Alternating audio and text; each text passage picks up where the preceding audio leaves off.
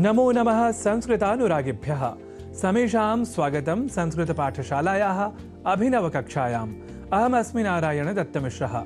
संस्कृत पाठशाला की कक्षाओं द्वारा अब तक आप संस्कृतानुरागियों ने विशेष रूप से जाना है साधारण शब्दों की शुद्धता और अशुद्धता के क्रम को। पर आज हम बात करेंगे एक क्रियार्थक शब्द की, जिसे हम संस्कृत में धातुपद भी कहा करते हैं।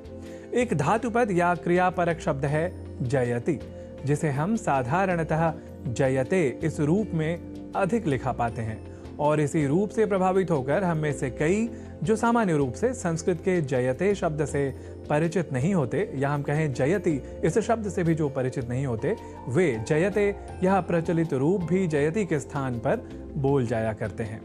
देखिए, संस्कृत के साधारण रूप से दो स्वरूप हैं जिसे हम और आप इन दिनों संस्कृत पाठशाला के माध्यम से सीख रहे हैं। वह लौकिक या सांप्रतिक संस्कृत है, जबकि लौकिक या सांप्रतिक संस्कृत से भी पहले वैदिक संस्कृत का प्रयोग हुआ करता था।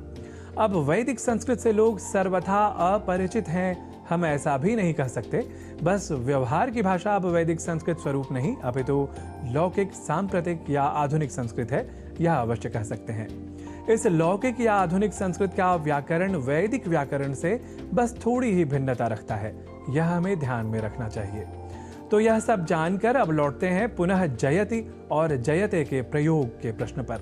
देखिए, हम सभी ने सत्यमेव जयते इस प्रसिद्ध वचन को पढ़ा और सुना ही है, पर यहाँ प्रश्न यह है कि जयते का प्रयोग शुद्ध है या जयति का, जिसका उत्तर यही है कि जयते यह क्रिया रूप या धातुपद वैदिक साहित्य में प्रयुक्त है और वैदिक व्याकरण सम्मत है।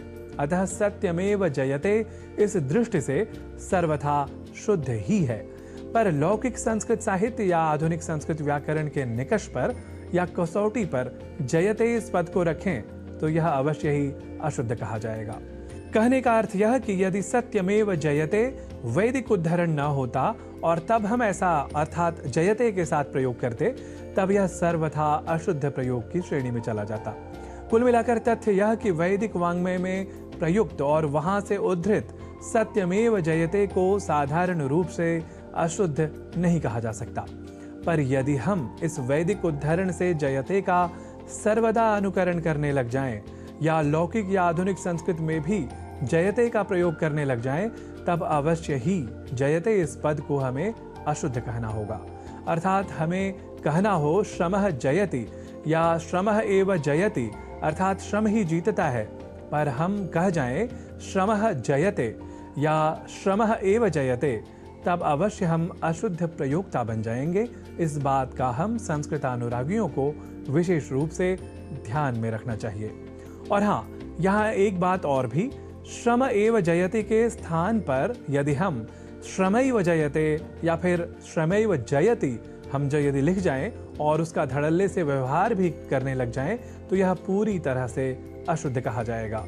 यह भी भारतीय संस्कृति और संस्कृत के अनुरागियों को आत्मसात कर लेना चाहिए। तो समग्रता से कहें तो सत्यमेव जयते है वैदिक प्रयोग, अतः यह है सर्वथा शुद्ध। पर लौकिक संस्कृत में या साधारण वाक्य जब हम अब बनाएंगे तो सत्यमेव जयति यह स्वरूप ही शुद्ध होगा। इसी तरह श्रमः जयति या श्रमः एव जयति ही है शुद्ध प्रयोग, न कि श्रमः जयते या श्रमैव जयते आदि आदि। तो सत्यमेव जयते और श्रमः एव जयति जैसे प्रयोगों के माध्यम से आज आप वैदिक और लौकिक संस्कृत से भी परिचित हुए। तो इसी तरह संस्कृतं ज्ञानं स्वकम् एवमेव सर्वतः संवर्धयन्तु भवन्तः इति कामयमानः साम्प्रतं भवदीयाम् अनुमतिमिहे पुनर्दर्शनाय। नमोस्तु।